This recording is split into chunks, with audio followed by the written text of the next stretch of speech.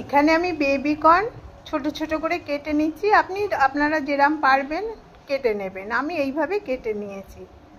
200 গ্রাম baby corn নিয়েছিলাম, নিয়ে কেটে ভালো করে ধুয়ে নিয়েছি। এবার 2 চামচ কর্নফ্লাওয়ার আর 2 চামচ ময়দা দিয়ে দিলাম। দেওয়ার পর সামান্য একটু নুন দেবো, দিয়ে একটু ঘন ব্যাটার তৈরি করে নেবো। একদম ওর মধ্যে বেবি কর্নগুলো দিয়ে এবার ভেজে নেবো। কড়াই তেল দিয়ে দিলাম ভাজার মতো, সাদা তেল। এবার বেবি কর্নগুলো কর্নফ্লাওয়ারে ডুবিয়ে ঘন ব্যাটারে দিয়ে ভেজে নেবো। মুচমুচে করে কম আঁচে গ্যাসটা কমিয়ে দিয়ে ভালো করে ভেজে নেবো। এত সুন্দর খেতে হয় হানি গার্লিক বেবি কর্ন। এবার একটু আদা কুচি আর একটা